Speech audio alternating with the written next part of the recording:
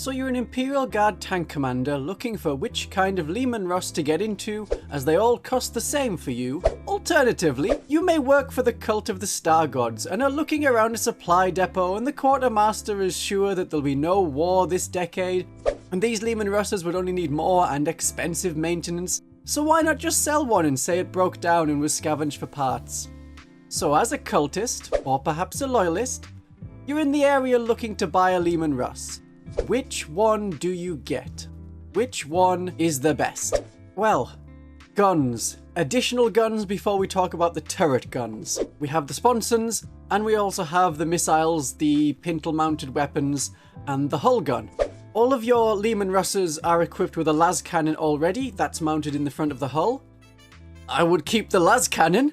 You can swap it out for a heavy bolter or a heavy flamer, but a las cannon will kill probably one infantry, or put a massive hole in a tank or vehicle, or wipe out a heavy infantry model.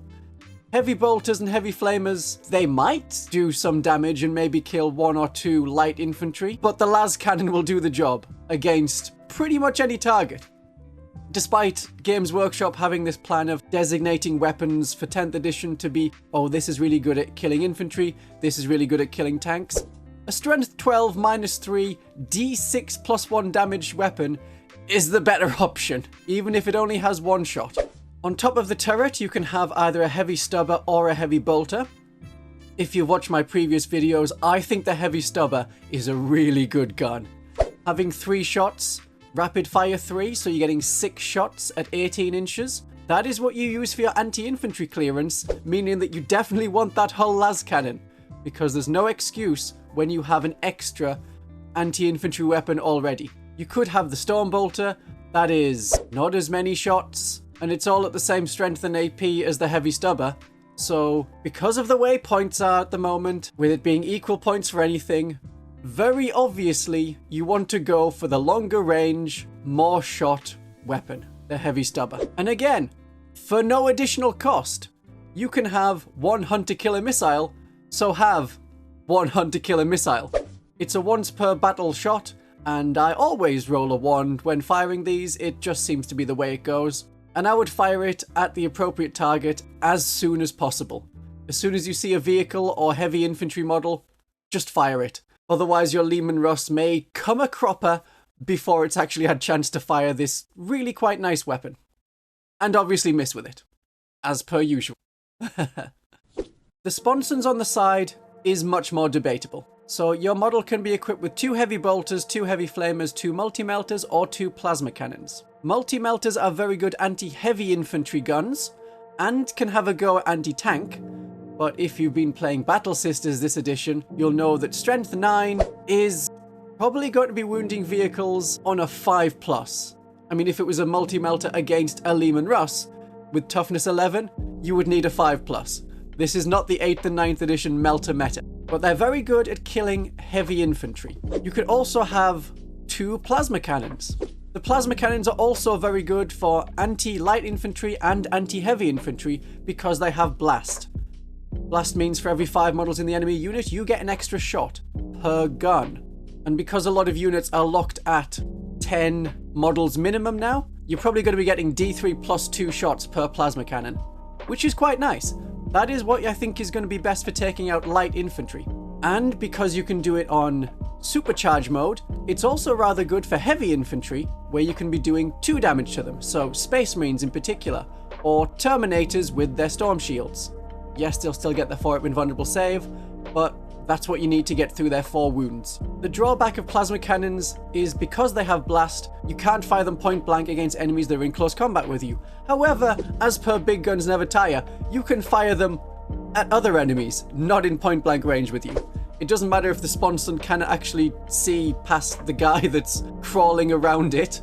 You can shoot past them because you trace line of sight from any part of the hull, not just from the gun itself. I'll explain Hazardous, because a lot of people have been asking about it and it gets a little confusing with tanks and things. If you're choosing the supercharge mode, then you also have Hazardous.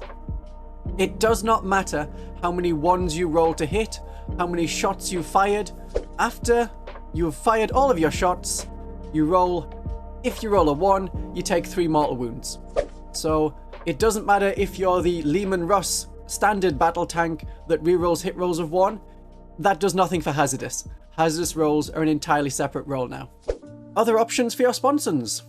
Heavy Flamers are rather good for Overwatch, so if, say, as per my video on how to defeat Eldar, if some fire dragons get out rather close to you to make a mess of your Leman Russ, you can fire Heavy Flamers, which are auto-hitting on Overwatch because they have the Torrent special rule. And also ignores cover if you need that. So they're very good for Overwatch and for then clearing infantry that has engaged you in close combat. Because -1 to hit when you're firing point blank with Flamers, it doesn't matter. You're still auto-hitting with your Flamers. I wouldn't suggest Heavy Bolters. I would use the Plasma Cannons for anti-infantry, and the Heavy Flamers if you want to go for an Overwatch focus. The only reason you'd want to take 2 Heavy Bolters on the Sponsons and a Heavy Bolter on the hull is if you are a female.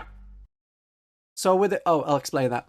So in World War I, the British tanks were designated as either female or male, depending if they had cannons or entirely machine guns. So a female tank would be one that has 3 machine guns instead of any cannons. That's what I mean when I say your tank is female. Lady tanks have heavy bolters. A gentleman's tank has plasma cannons. When choosing Sponsons, you could adapt and compensate for what your main gun lacks. So if you have a Vanquisher cannon that does not have blast, having the plasma cannons, which have blast, will help you take out heavy infantry when you want to be firing the Vanquisher cannon at tanks. Similarly, the Punisher is anti-infantry, so you may want multi-melters to have a go at tanks and harder targets, and heavy infantry, which its many shot but no AP guns aren't going to be able to do a lot of damage to, unless you really are fishing for 6s. The Executioner, you may want heavy flamers, because your main gun has blast, so you can't fire it against anything that's in close combat with you, but having the heavy flamers gives you a nice overwatch, and the heavy flamers can be sweeping away infantry in combat with you, while your main gun fires elsewhere. But this of course is something that the very cute Eradicator does not have to worry about. This is of course assuming you want to compensate for the drawbacks of your tank. In fact, you may really hate one particular kind of enemy. You might want your Leman Russ Executioner to also have plasma cannons because you really hate Chaos Legionaries and the way they can cast psychic powers while also having a Mark of Khorne. Because the book doesn't give you the psychic keyword. Oh, this isn't an error or anything. It's just a wannabe berserker who has reading glasses. So if you hate them with a passion, have a Leman Russ Executioner with the twin plasma cannons. You have a lot of choices for the turret gun. 7 different options. 8 if you include the alternate Exterminator cannon compared to the one that the Leman Russ Exterminator has, but enough of that. As for the model kit, it comes with parts to make 6 of the different turret pieces separately, and then the Leman Russ Battle Tank and Leman Russ Vanquisher cannon share the same plug-in part. So you can, in theory, sort of have a weapon that you can swap out at the top, or some people may just not know which one's best and buy several of these boxes. But you can see how that would go. Father, mayhaps perchance we may purchase 2 Leman Russ battle tanks? Now son, your mother and I may be eccentrically wealthy from that new mill what we own and the Industrial Revolution, but even our purse money cannot stretch to more than one 40 British pounds tank. And I'm your mom!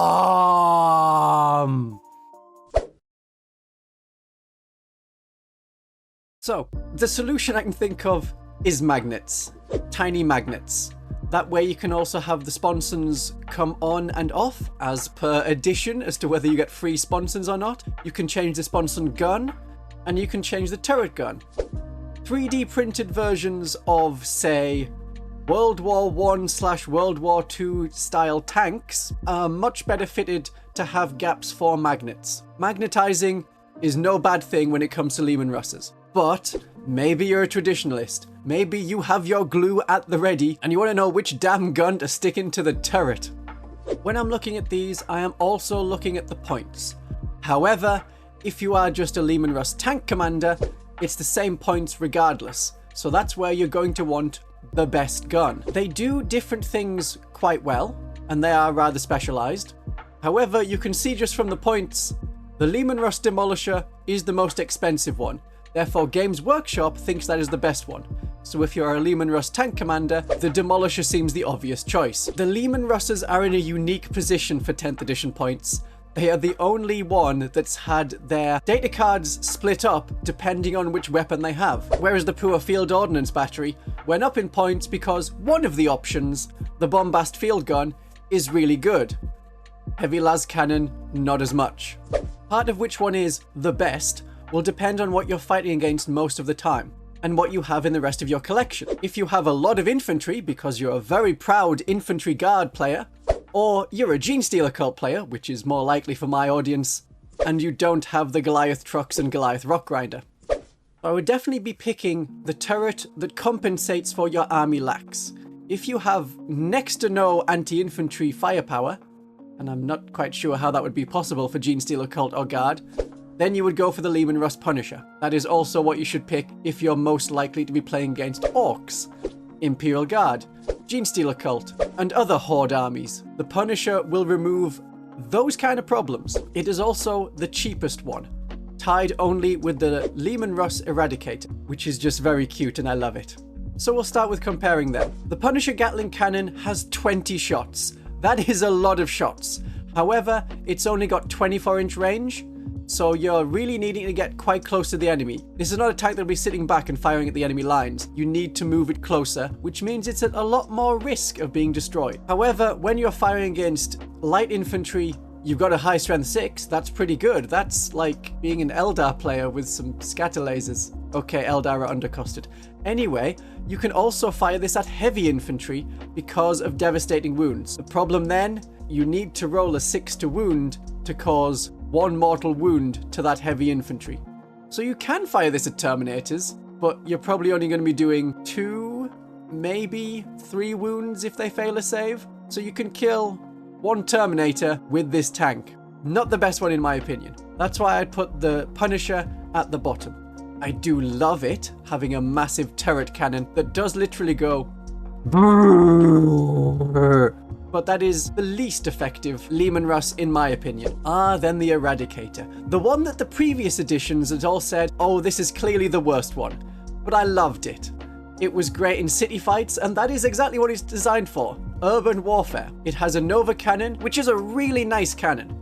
It has blast and ignores cover, and is really similar to the Leman Russ Executioner, except that rather than getting D6 plus 3 shots, it gets D3 plus 6. That is a lot more shots from the Eradicator. The issue then is it's only -1 AP compared to the Executioner Plasma Cannon's -2, and the Executioner Plasma Cannon can go up to damage 3 if required. However, do not write off the Eradicator cannon, and for my personal preference, I would take it over the Plasma Cannon of the Executioner. Because the tables we're seeing now in 10th edition of 40k are very urbanized. They have a lot of terrain, a lot of different places where you can get cover, and a lot of ways that infantry can hide and then charge your tanks. Having the Eradicator means that you're getting ignores cover from a very large blast. You have decent range at 36 inches, so if it is clear, you can shoot across the table, and you have urban warfare as your ability. So you can fire the Eradicator Nova Cannon, which is a blast weapon, which is doing D6 plus 3 plus another 2 or more, depending on the size of the enemy unit that's in combat with you, and you're getting no hit penalties whatsoever. It also means that your Sponsons and your hull gun, those las cannons, those plasma cannons, or multi-melters as per your choice, they are getting no penalties to their hits when they're firing off at other units not in close combat. So this is one of the tanks where you don't need to give it heavy flamers to be used in close range firepower. You can have multi-melters to do that, and if you do the plasma cannons, they can shoot off into other units without penalty. And remember, we still have the Hunter-Killer missile that you could fire at point-blank range if you got charged by, say, an enemy dreadnought, or a Carnifex, or something else that goes as its means of attack, and do that at point-blank range without a -1 to hit. The Heavy Stubber too is very nice for clearing infantry that do try and crawl onto your tank. You'll be getting 6 shots in addition to the Nova Cannon. I think this is a really good tank, the Eradicator tank. And as it is 180 points, it comes out much cheaper than the others. I mean, 40 points may be not a lot if you're playing a larger game, but if you're thinking of 1,000 points, An Eradicator is quite a nice tank. I really do like the Eradicator. I simp for the Eradicator. It's been put down for so long in previous editions, but now I think is its time to shine. And Games Workshop has given it, this edition, a very nice special rule which reflects its ability to fight well in the urban warfare, especially what we're seeing on tournament boards. So the Leman Russ Executioner, very similar to the Eradicator in terms of its blast cannon, but with fewer shots, it is more designed to be taking out heavy infantry, whereas the Eradicator works well against light infantry and I would say better than the Punisher tank. The Executioner lets you add 1 to hit rolls if the enemy is below half strength. This kind of makes a bit of an issue when you're firing a weapon with blast, because you want to be firing that at something that is above half strength, has a lot of models, and then you can be doing even more damage. However, with the Plasma Cannon's ability, it's suggesting going for the weaker targets, the smaller units, to try and finish them off. I think it's a bit of a mismatch between the weapon itself and its special rule. It does mean it can do either, but it's not specializing at doing one or the other. The high strength is quite nice. You won't be taking out tanks, so you'll be relying more on your hunter-killer missile, your las cannon, and perhaps your multi-melters for doing that, unless you want to go full plasma and just target heavy infantry. But for this edition, I think the Eradicator is better, and the Eradicator comes out at 20 points cheaper. It's a small amount of points, but I think the Eradicator is much nicer, and not just because I think it's cute. Then we have the Exterminator with its Rapid Fire 4 twin-linked autocannon. The Exterminator costs 20 more points than the Punisher and the Eradicator, and it is a really good support tank in addition to being rather good at killing infantry, especially heavy infantry. The damage 3 is what you need to look at, where AP is pretty low across all units in all armies. The strength 9 and damage 3 means you can have a go at some light vehicles, as well as things like Terminators that have 3 wounds and anything in Gravis armor. Because AP is so low, the ability to do Withering Hail, so that improves the AP of all Astra Militarum units that target that enemy unit, means that hitting Terminators and then having lasguns with AP -1, because you'll be wounding them on 5s with lasguns, which is the same as like pretty much anything else with lasguns. So the Leman Russ Exterminator is a really good infantry support vehicle, and its gun is rather nice at taking out infantry and light vehicles. It is a quite good all-rounder. Genestealer Cult, however, you probably won't want to use this one because of how few units in your army are going to have the Astra Militarum keyword. Even if you max out Brood Brothers, that's a quarter of your army that can use this. But for Imperial Guard players, with the Exterminator and a Scout Sentinel, now your army is going to be hitting a target really well. It's not Oath of Moment, but it's giving you a bit of extra power that the Imperial Guard need to do their combined arms and wipe out the enemy.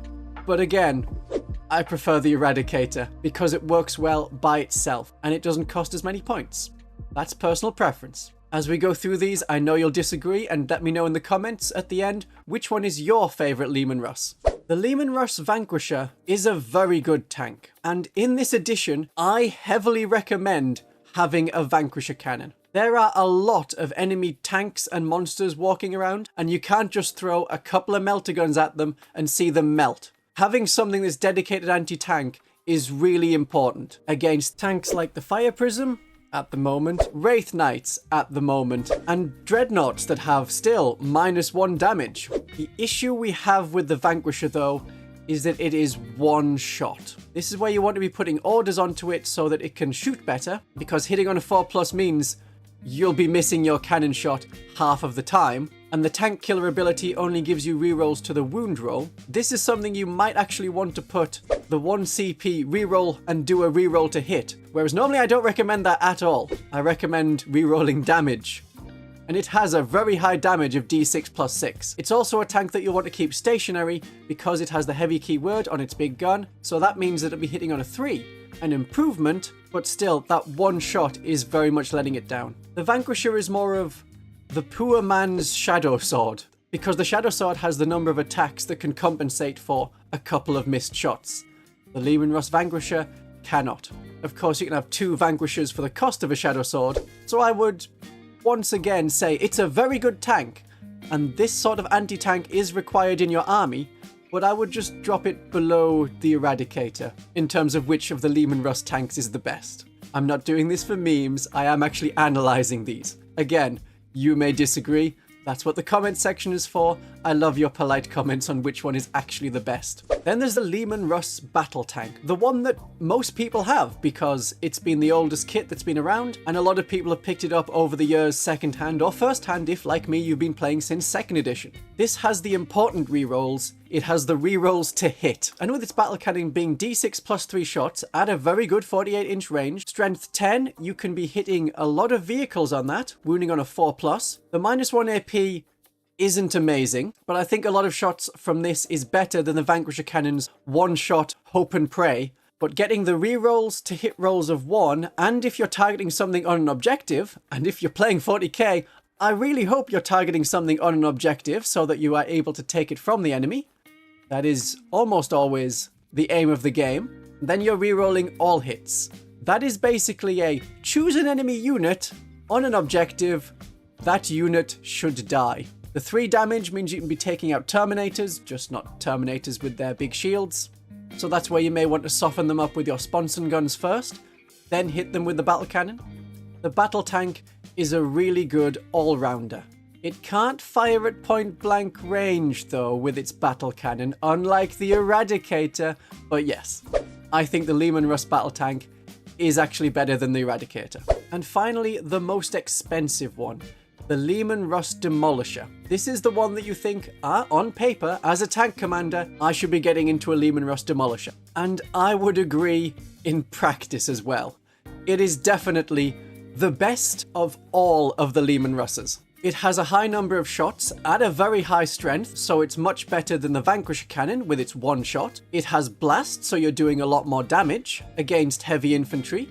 And you have, though damage d6, you'll still be averaging 3 or 4 damage, so this makes it much better than the Executioner Plasma Cannon, because you're getting shots at a higher strength. Yes, it's not the consistent damage 3 of an overcharged Executioner Plasma Cannon, but on its standard mode, it's just damage 2. Odds are you're going to roll that or higher on a d6.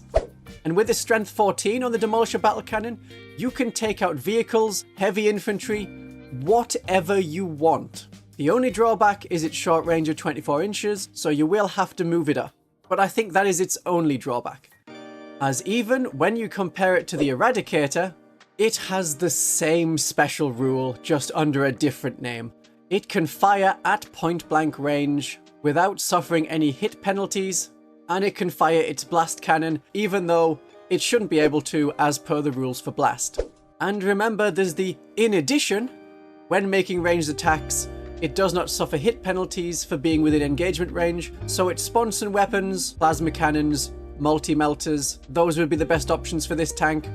They can fire without any hit penalties. So you can use the plasma cannons for more blast shots at a bit longer range than the Demolisher cannon, so if you're not in range with the Demolisher cannon's 24-inch shot, you can still engage the enemy. Or you know, if you're going to be going really close anyway, that's where you have multi-melters. And you might as well charge it straight into the enemy, because it doesn't matter if you get tied up in combat, as long as you don't get destroyed in combat. So when you're taking the best of the Eradicator and adding a really good gun, yes, the Leman Russ Demolisher is the best battle tank, and I think the one that is worth its points.